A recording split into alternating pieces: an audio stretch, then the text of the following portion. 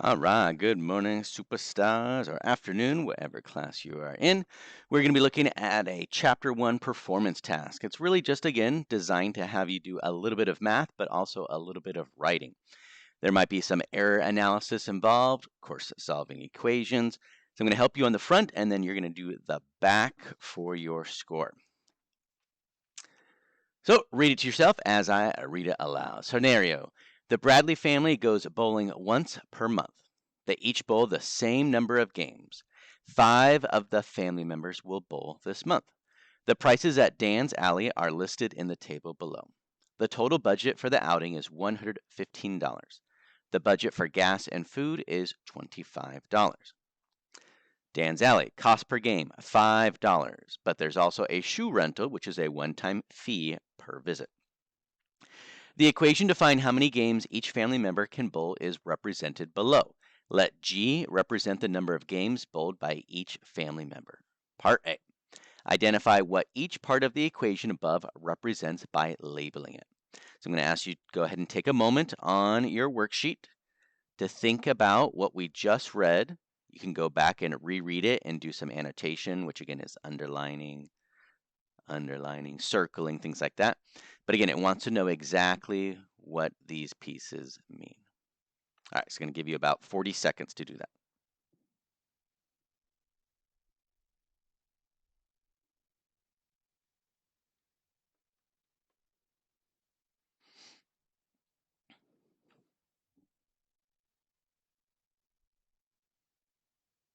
About 25 seconds left. Anything that you know from what we just read?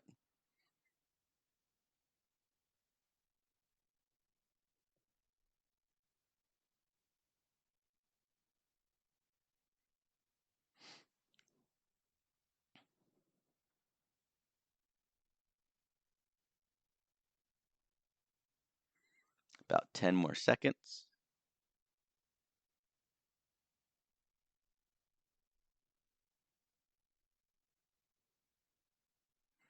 And we'll pause there. All right, so hopefully you're able to fill something out. So the first thing I notice again is the total budget. That's the 115. So I'm going to go ahead and type it in right here. 115 is on spot 5. So I'm going to go ahead and type in total budget. Then if we are reading a little bit more of the sentences after we did some annotation, the budget for gas and food is $25. So right there, gas and food, $25. Probably not a lot that you can buy right now with crazy gas prices and food prices, but that is what they are trying to limit. So looking at the data table, the shoe rental again is one-time fee per visit, $3. So that's obviously this one right here.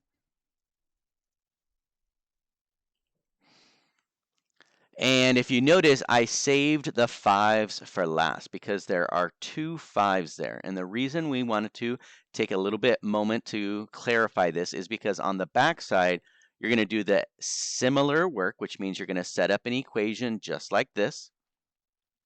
But the numbers, again, might be slightly different. So you need to know what each 5 represents. So I'm going to suggest starting with the 5 on the outside. If you notice, this 5 would essentially be distributed to each item inside, which means the 5 on the outside is referring to the number of family members.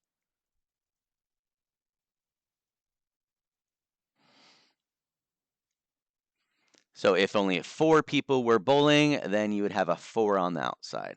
2 people bowling, 2 on the outside. The 5 that's attached to the G, that is the cost per game. So again, if you did 2 games, that'd be 5 times 2, because again, G is the number of games. So we've got our cost per game attached to the G. So one more time. On the outside, 5 is representing the family members. Again, on the back side, you're going to have it changed up. It looks like there might be 4 or 6 or however many family members. Just read the paragraph. The one attached to the G representing the games, that's $5 per game. We got that from the data table. The shoe rental, $3. We got that from the data table. gas and food budget, that's what we got from the paragraph, the sentences. And then finally, the total budget, number 5, was also from the sentences, the paragraph. So reading your scenario, annotating, understanding which each part is representing. So for example, if it was like the end of the year test, remember they have drag and drop questions. So you would have to drag the shoe rental into the correct spot, and then it would be scored correctly.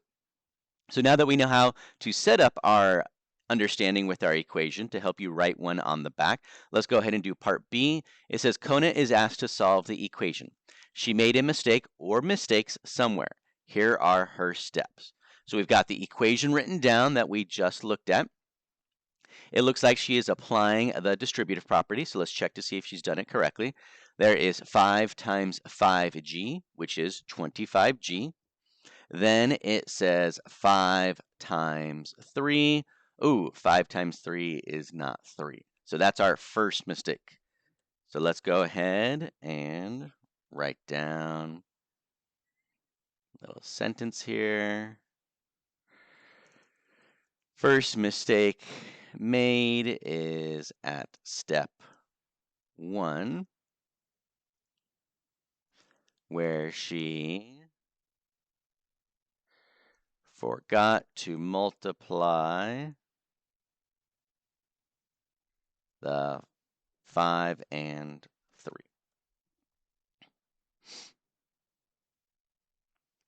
But remember, it might be more than one mistake, so that's why we're going to keep going. Looking at step 2. Step 2, yes, she multiplied incorrectly, but instead of combining the 3 and the 25, I know the 3 is wrong, she went ahead and subtracted 3 here and subtracted 3 here. So let's go ahead and write second mistake. Is at step 2, where she forgot to combine like terms. So again, if she had the 3 correct, which we know she doesn't, she should have done 3 plus 25, but she subtracted 3, she subtracted 3. So again, she forgot that subtract 3 on both sides, and she tried to do it to the 3 and the 25. All right, so she has 25g plus 22. We know that's wrong, but we're seeing if she made any other mistakes.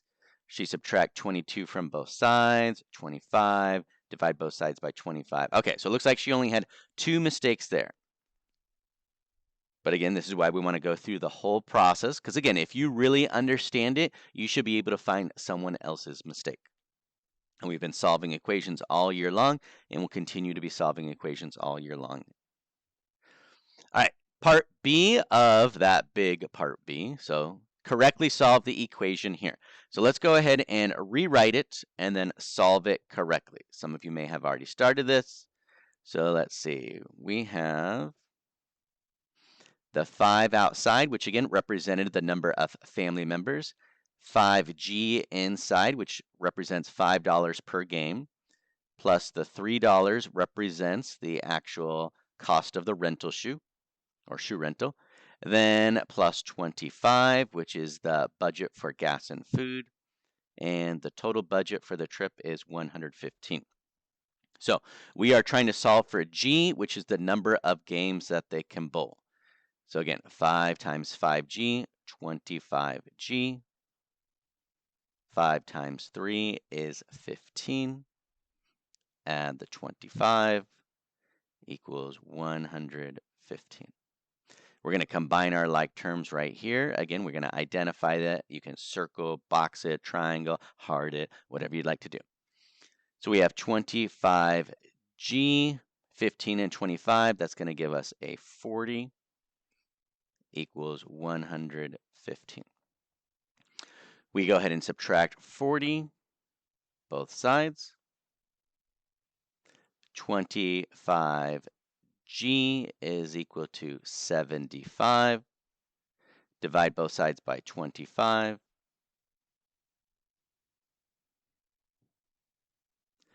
So G is equal to 3. And we're going to go ahead and write what that means again after we have solved it. So just a quick, simple sentence. The family can bowl 3 games.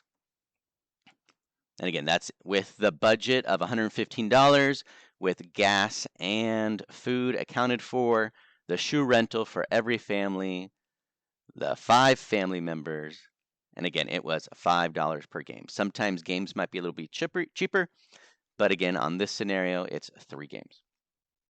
So what I need you to do is on the back, new scenario. It says they're trying a different bowling place.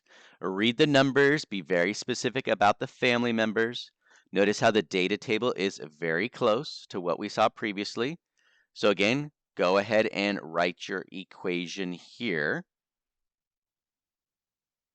Then solve your equation. So very similar to what we did on part B together. And then part D, it says the following month, Mr. Bradley goes bowling by himself. So obviously that's going to be even less of family members. And then part E, it says, well, what's the scenario going to be? You have an equation, which is very similar to what we did on the front side of the page.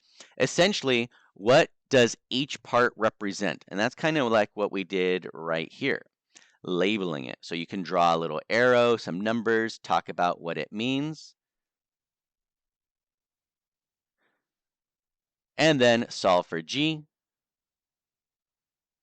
So you only have 3 equations to work with, 3 different scenarios. You've got some good amount of time to do that.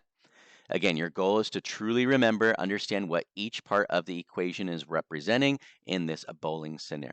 So go ahead and make a quick scenario. Where are they bowling? Things like that. All right, be awesome, do your best, and I'll talk to you later.